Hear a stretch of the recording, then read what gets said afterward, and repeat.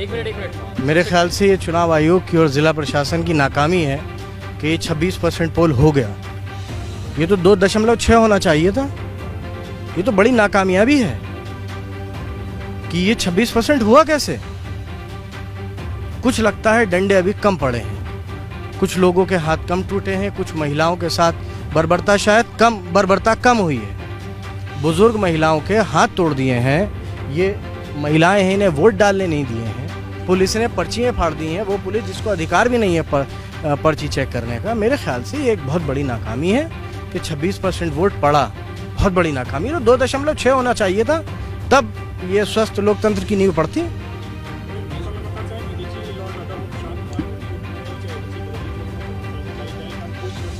ना बिल्कुल नहीं कर रहा है, वो वीडियोस झूठी हैं जो आ रही हैं।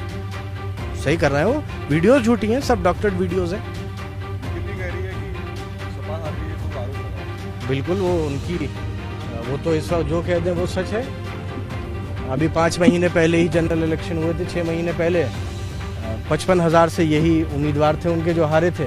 मेरे ख्याल से इन 6 महीनों में तो रामपुर वालों को कोई ऐसी नई उपलब्धि या कोई ऐसी नई सौगात नहीं मिल गई जो उनका इतना बड़ा हृदय परिवर्तन हो जाता। वही उम्मीदवार कह रहे हैं कि 50 साल से अंधेरे में थी रामपुर। अरे बिल्कुल जी, बहुत बिल्कुल हो। अभी बदलाव 6 महीने पहले हो ही चुका है। आजम खान साहब जेल में थे, तब भी 55,000 से आ रहे थे।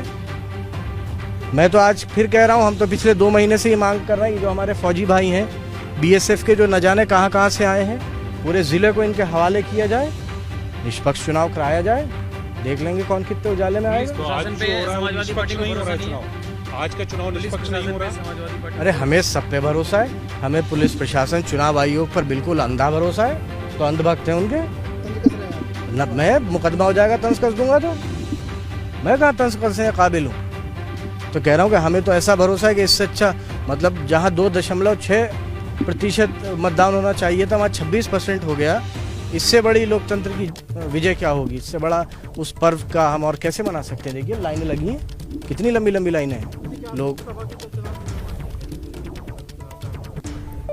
लोकसभा उपचुनाव पर जी, तब भी ऐसे ही लोकतंत्र के पर्व को मनाया गया था, तब भी ऐसे ही मनाया गया था। आज उससे कुछ ज्यादा धूमधाम से मनाया जा रहा है। फर्क इतना है।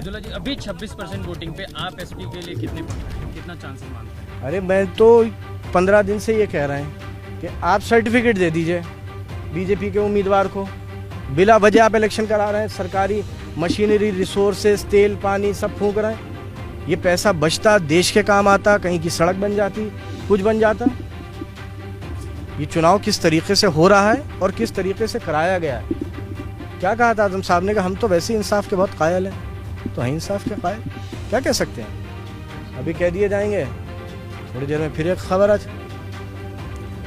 अरे बिल्कुल, वो तो जो चाहे कह सकते हैं, कौन रोक रहा है, कौन रोक लेगा।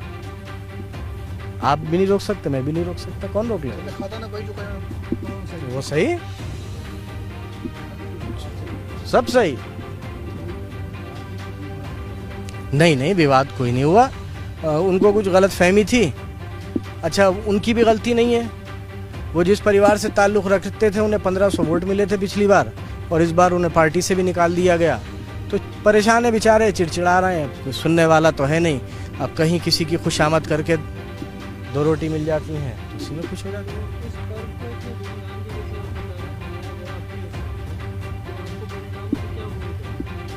वही जो मतदान से उम्मीद है, जो मतदान से उम्मीद है, वही परिणाम से उम्मीद है।